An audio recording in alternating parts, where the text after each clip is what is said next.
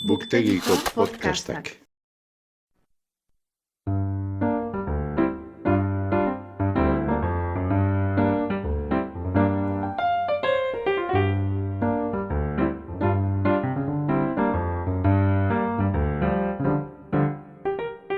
Ongi etorri Xerezaderen Artxiboa literatur podcastera. Podcast hau egiten dugu Jasone Larrinagak eta Ana Moralesek Bilbo Hiria Irratiko estudioan. Guk bezala, zuk ere uste baduzu munduan gauza gutxi direla, hain atseginak nola ipuin on bat patxada zentzutea, gera zaitez gurekin. Eta prestatu munduko kontakizunik bikainenak euskaraz entzuteko.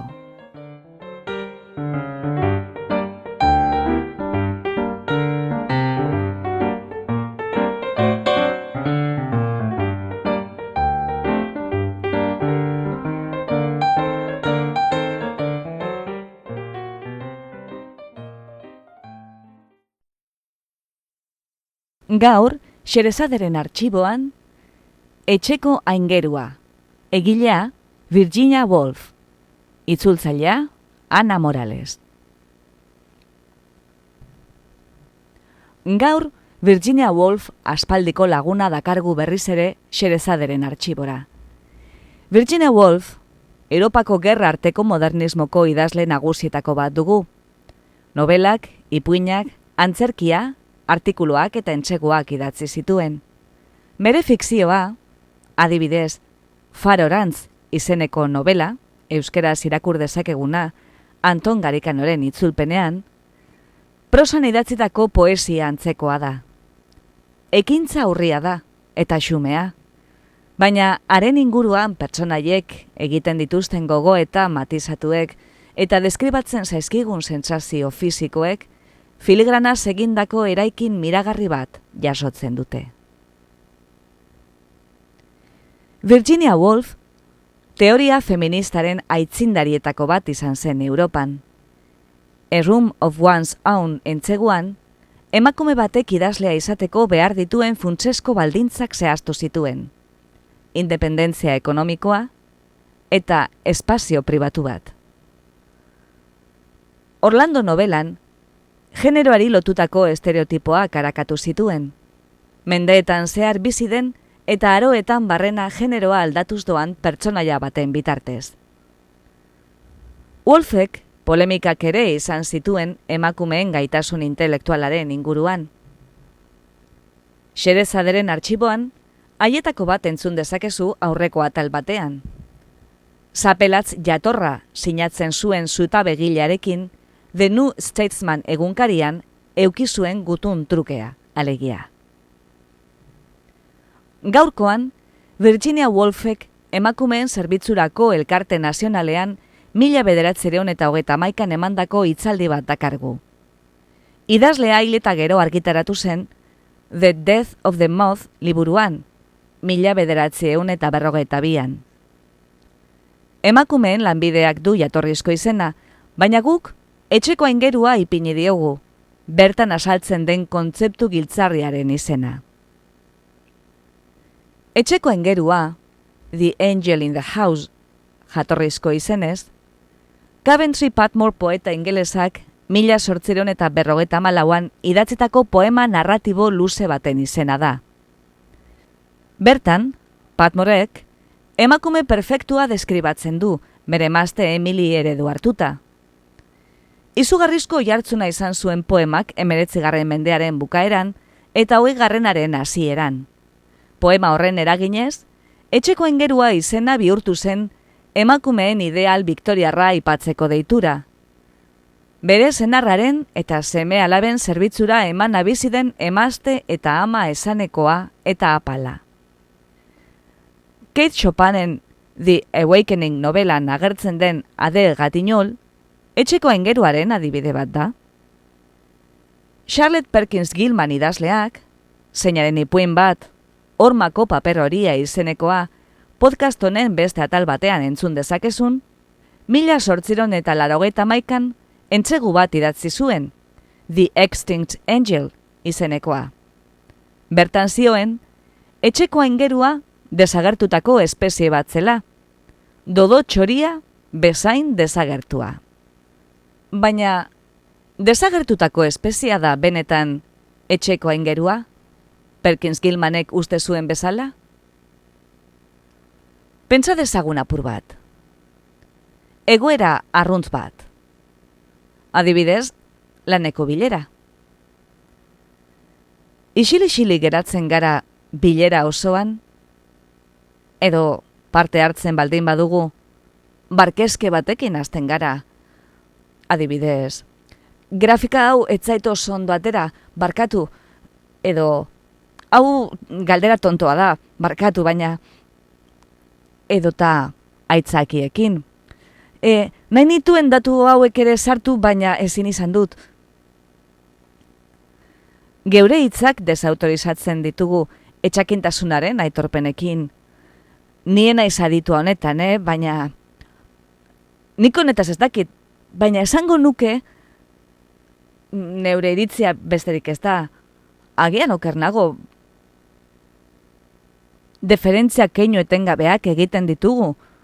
Adibidez, behin eta berriroko barreinuak, edo baiezko konpultsiboak beste hitzei. Ezezko ikuspegia hartzen dugu, abiapuntu, berba egiten dugun bakoitzean. Adibidez, ez dut irakurri, nik ez dakit nola egiten den. Ez dut inoiz egin. Beherantz begiratzen dugu, ahalik eta tokirik txikiena hartuz, eskuak altzoan bilduta, hanka bat bestearen gainetik jarrita, joiekin edo hilarekin jolasean. Argi utzi behar dugu, beste ezeren gainetik emakume atsegina garela. Zuek nahi bezala, Nigatik jendeak dioena. Maitatuak izateko premia larria dugulako. Bilera bateko kakotxarteko mikromaitasun korporatibo pasakor miserablea besterik ezpada ere. Ikaragarri gogorra egiten zaigu iritzia hutsutzean ematea, aditamendu eta apaltasun adierazpen horiek guztiak abe? Orduan, zorroztu belarria. Zealakoetan, behar bada, aingeruaren egoaren astindua entzungo dugu gelan, flap, flap, geure ondoan. Eta belarria trebatzen dugunean, agian, sarriago ere entzungo dugu. Etxean, etxeko lanak eta egin beharrak banatu behar ditugunean, edo maitalearekin gaudenean oean. Mututasuna, autoanulazioa, zerbitzua, martiri bokazioa, umetasun eternal paralizantea. Horra hor etxeko aingerua ezagutzeko ezaugarri batzuk. Ikusten baduzu, akatu, txikitu, birrindu, ez izan errukirik. Baina ez pentsa erreza izango denik. Virginia Woolfek esan zuen, asko zailagoa da mamu bat hiltzea, errealitate bat hiltzea baino. Eta orain, entzun dezagun, Virginia Woolfen etxeko aingerua.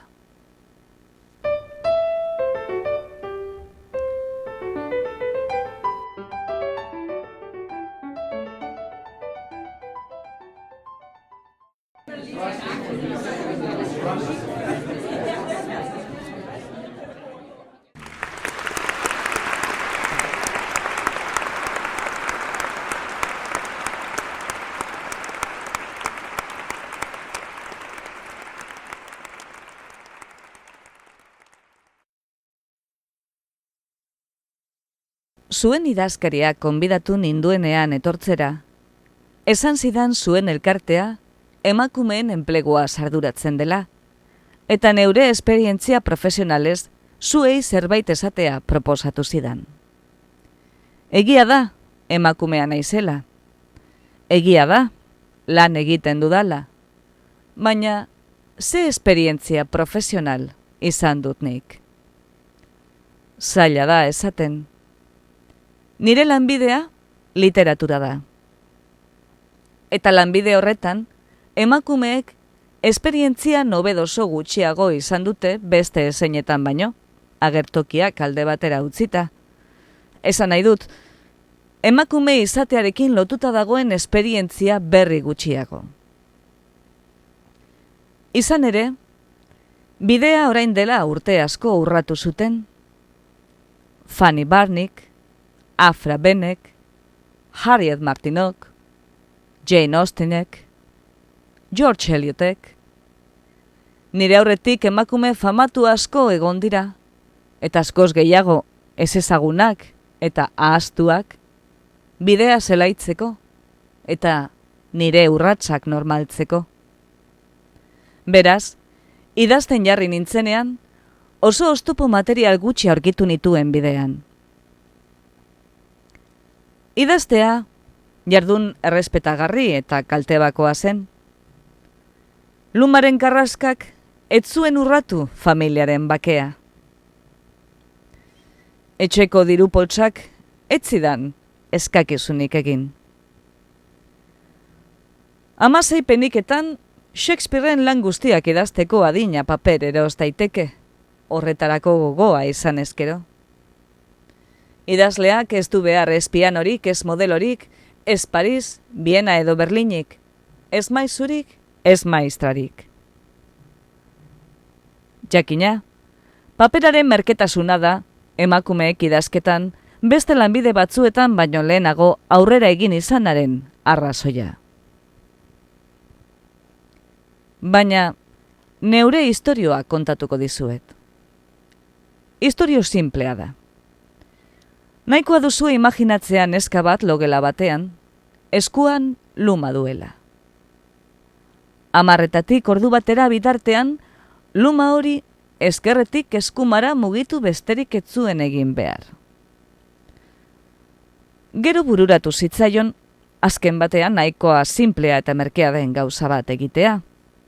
Horri hoietako batzuk gutun azal batean sartu, penike bateko zeilua ezarri bazterrean, eta gutun azala izkinako ontzigorrira botatzea.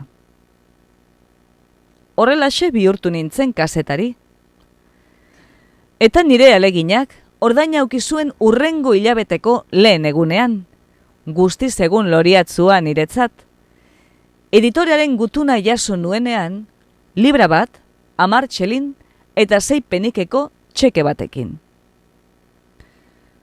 Baina, ikustezazuen zein gutxi merezi dudan emakume profesionalaren izena, zein gutxi dakidan nik halako bizitzen borroka eta zailtasunez, aitortu behar dut, diru hori ogi eta gurinetan, errentan, zapata eta galtzerdietan, edo harakinarenean gastatu beharrean, kalera irten eta katu bat erosi nuela.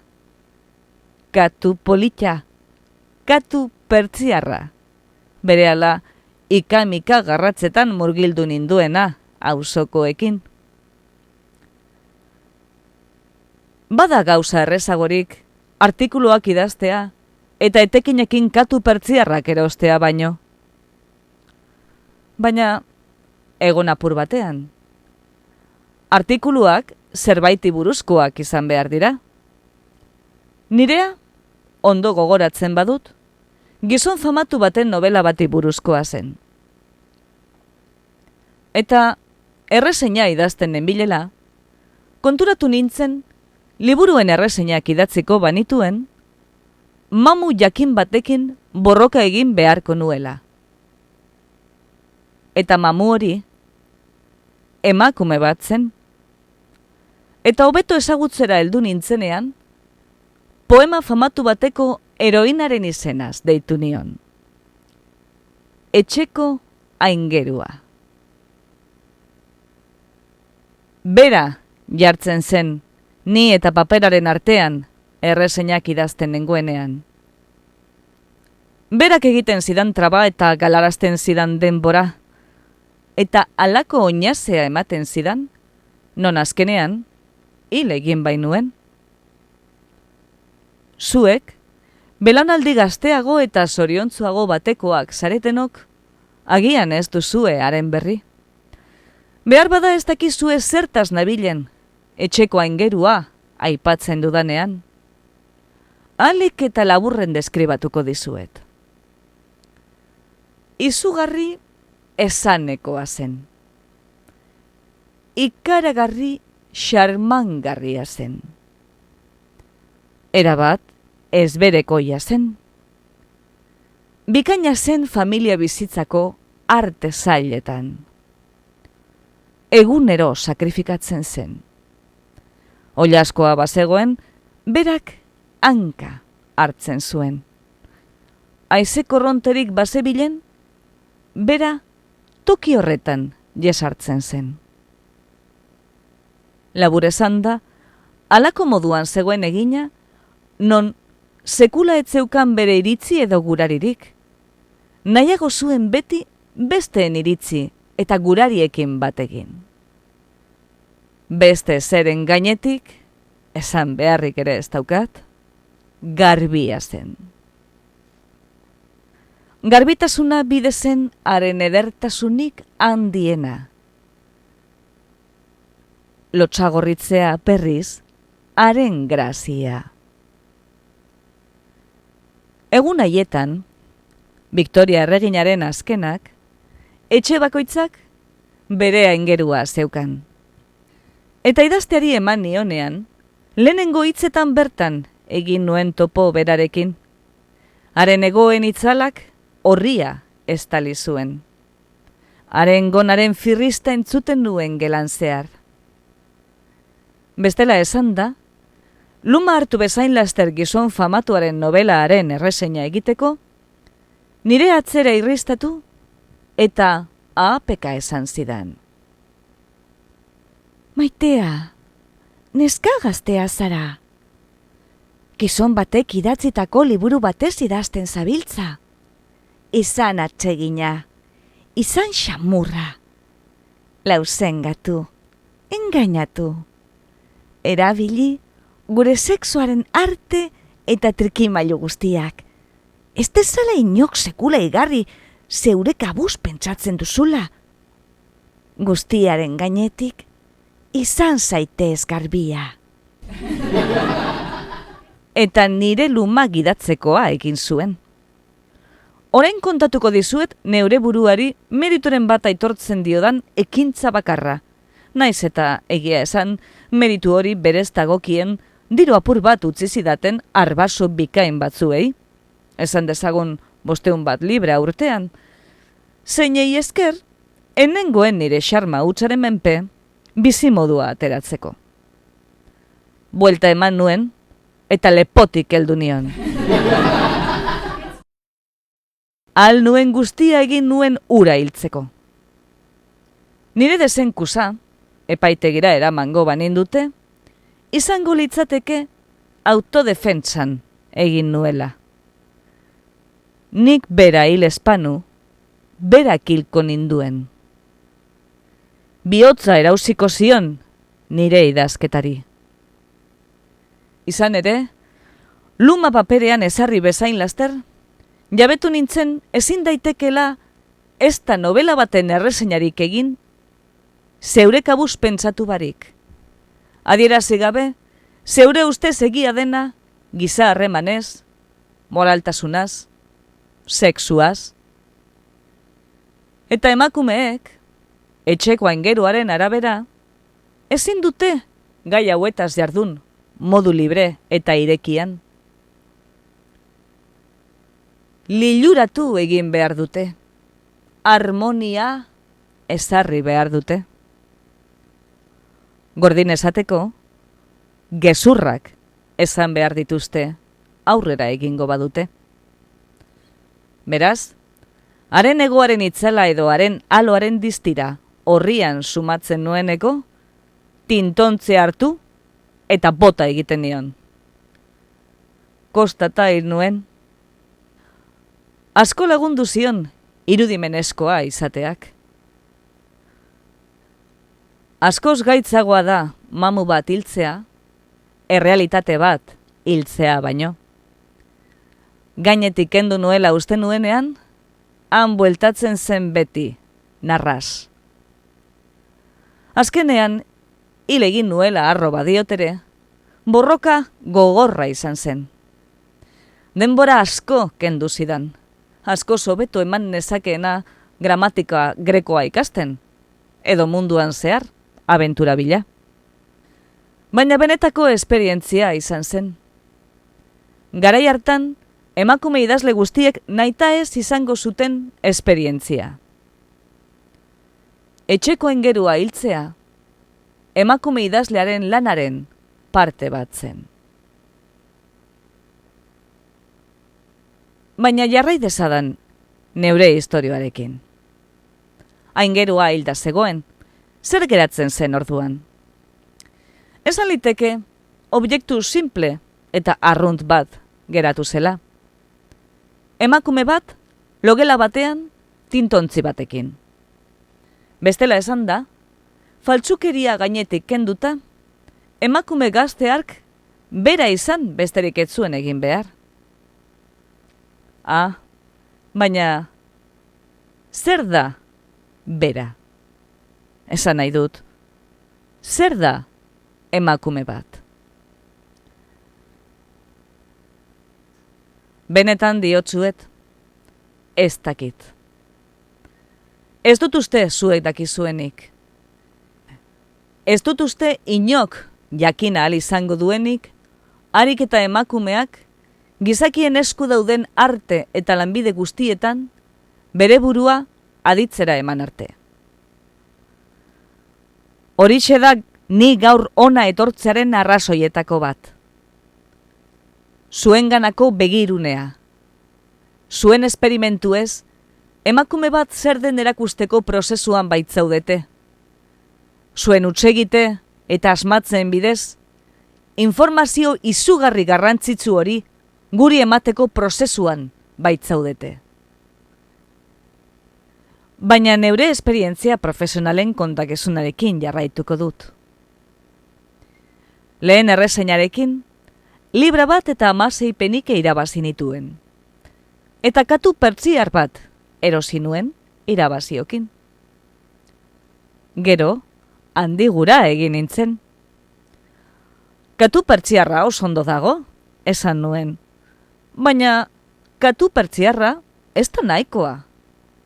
Automobila euki behar dut. Eta horrela egin nintzen nobelista. Ze oso gauza bitxia gertatzen baita. Jendeak automobil bat ematen dizu, zuk istorio bat kontatzen badiozu. Eta arek gauza bitxiagoa, munduan ez dago gauza atseginagorik, istorioak kontatzea baino. Askoz lakegarriagoa da, novela famatuen erreseinak idaztea baino. Eta, hala ere, zuen idazkariari kasu egin behar badiot, eta nobelista gisa izan dudan esperientzia profesionalez berba egin, nobelista nintzela gertatu zitzaidan oso esperientzia bitxi bat kontatu behar dizuet. Eta hau ulertzeko, lehenengo eta behin, saiatu behar zarete nobelista baten gogo egoera irudikatzen. Ez dut uste, sekretu profesionalak zabaltzen ari naizenik, esaten badut, nobelistaren guraririk handiena dela, ahalik eta inkontzienteen egotea. Etengabeko letargian, jarri behar du bere burua. Nahi du, bizitza lasaitasun eta erregulartasunik handienaz pasatzea. Idazten ari denean, nahi ditu arpegi berak ikusi, liburu berak irakurri, gauza berak egin, egunik egun. Hartara, ezek hautsi ez dezan, bera bizi deneko ilusio hori. Ezek ez dezan astoratu edo asaldatu, espiritu lotxati eta ametsesko hori.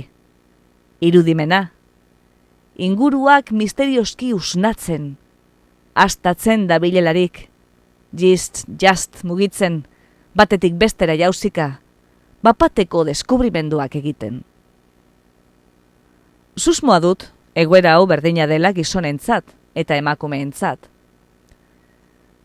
Edozelan ere, nahi dut, zuek ni imaginatzea, novela bat idazten trantze egoera batean.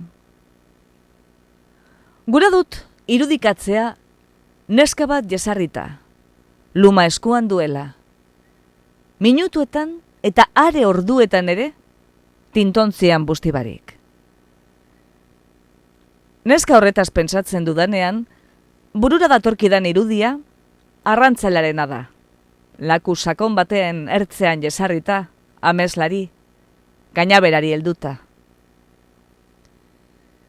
Neska hark, aske utzia zuen bere irudimena, inkontzientearen sakonean urperatuta dagoen munduko arroka eta zerrikitu guzti-guztiak libre arakasitzan. Eta orduan eukizuen esperientzia. Nire ustez, emakume idazleengan, gizonengan baino asko arruntagoa den esperientzia. Neskari, irrizt egin zion pitak atzamar artean. Alde egin zion irudimenak. Bila ibilia zen putzuetan, sakonunetan, arrain handienak lodautzan toki ilunetan. Eta orduan, talka bat egon zen. Estanda bat. Aparra eta nahasmena. Irudimenak jo egin zuen gauza gogor baten kontra. Neska ametsetik itzarri zen. Bihotz esturarik handiena eta lasgarriena sentitu zuen. Metaforarik gabe esateko, gauza batez pentsatu zuen, gorputzarekin, pasioekin zerikusia zuen gauza batez, emakume batek esatea desegokia zena. Gizonak, esaten zion buruak, txundituta geratuko dira. Bere pasioez egia esaten duen emakume batez, gizonek esango zutenaren kontzientziak esnatu zuen emakumea bere artista inkontzientziatik. Ezin zuen idazten jarraitu. Trantzea amaituta zegoen. Haren irudimenak ezin zuen lanean jarraitu. Uste dut, hau oso esperientzia arrunta dela emakume idazleentzat. Beste sexuaren konbentzionaltasun ikaragarriak oztopoa jartzen die. Ze, naiz eta gizonek, zentzu handiz, beren buruari askatasunik handiena eman kontu horietan, zalantza dut, jabetzen ote diren edo kontrola dezaketen, zein zorrostasun ikaragarriaz kondenatzen duten askatasun bera emakumeengan. Hori esek izan ziren, beraz, nik izandako bi esperientzia oso benetako. Horiek izan ziren, nire bizitza profesionaleko abenturetako bi. Lehenengoa, etxeko aingerua hiltzea, konpondu nuela uste dut. Hil egin zen. Baina, bigarrena, nire esperientzia fisiko ez, egia esatea, ez dut uste konponduta dudanik. Zalantza dut, oraingo inongo emakumek konpondu ote duen. Emakumeen aurkako oztopoak izugarri sendoak dira oraindik. Eta hala ere, oso zailak definitzen. Kanpotik ikusita, bada gauza simpleagorik liburuak idaztea baino? Kanpotik ikusita, ze oztopo du emakume batek, gizon batek ez duena? Barrutik, nik uste dut oso desberdina dela. Emakumeak mamu asko borrokatu behar ditu oraindik, aurreiritzi asko gainditu. Benetan uste dut, oraindik ere luze joango dela, emakume bat liburu bat idazten jesarri aldenerako, akabatu beharreko mamu bat aurkitu gabe, arroka baten kontra jo gabe. Eta hori hala bada literaturan, emakumeentzako lanbiderik azkena den honetan, ze ote da lehenengo aldiz hartzen ari zareten lanbide berriotan. Galdera hauek egin nahi nizkizuek ez zuei, denborarik banu. Eta egia esan, neure esperientzia profesional bi horiek azpimarratu baldin baditut, hori da uste dudalako, zuenak ere badirela, molde diferentetan bada ere. Bidea ustez urratuta dagoenean ere, emakume bati ezek galarazten ez dionean, medikua, abokatua, funtzionarioa izatea, mamu eta oztopo asko daude, nik uste, goitik bera begira bidearen ertzeetan. Mamu eta oztopook definitzea, balio eta garrantzi handienekoa iruditzen zait. Horrela baino ezin baita ataza hau elkarlanean egin, zailtasunak gainditu. Baina horretaz gain, eztabaidatu behar ditugu borroka honetan ditugun helburuak eta xedeak. Aztertu behar dugu oztopo eskerga hauen aurka zertarako borrokatzen ari garen. Ezin ditugu jakintzat eman xede hauek. Etengabe kolokan jarri eta ikertu behar ditugu.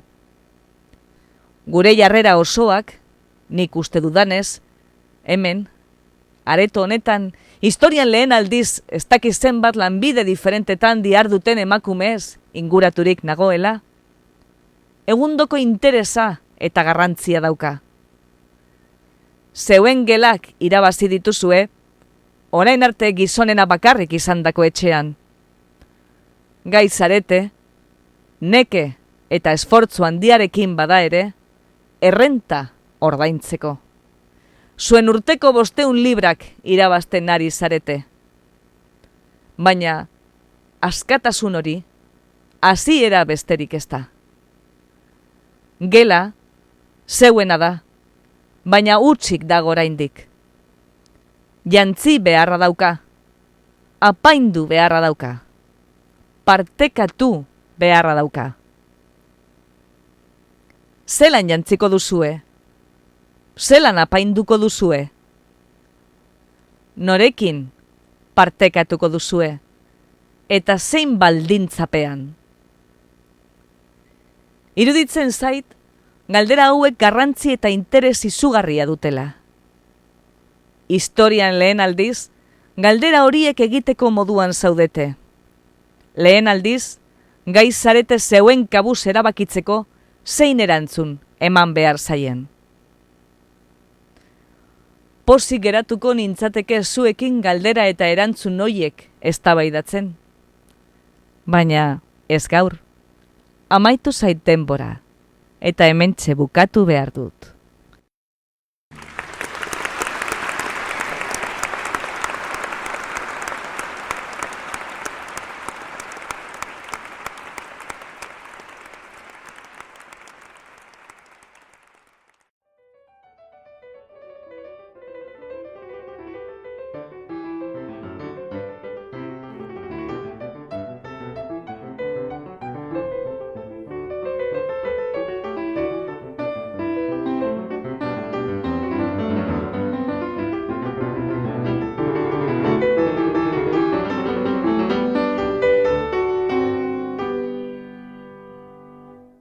Entzun duzu, Etxeko aingerua. Egilea, Virginia Woolf. Itzultzailea, Ana Morales.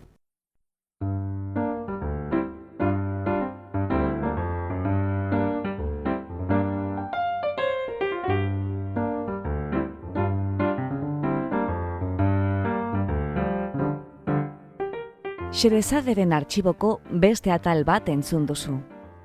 Gure doinua da Charleston Behind the Attic Door, Dance of the Wind taldearena.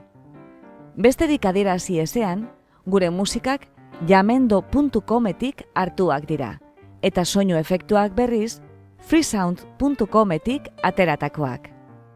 Podcast hau egiten dugu Jason Larrinagak eta Ana Moralesek Bilbo Hiria Irratiko estudioan. Gure audioak online entzuteko edo eskuratzeko eta podcastaren arpidedun egiteko, bilagaitzazu iTunesen edo joan gure blogera irubebikoitz.blogak.com/IXAALP. Irriketan gaude zure iritzia jakiteko eta zure gurariak betetzeko. Beraz, gure blogera zoazenean, ez ahaztu iruzkina ustea eta irakurgai proposamenak egitea. Eskerrik asko gurera hurbiltzeagatik. Gustora egon bazara, etorri hurrengo batean berriz ere, Xerezaderen artxiboa literatur podcastera. Laster arte!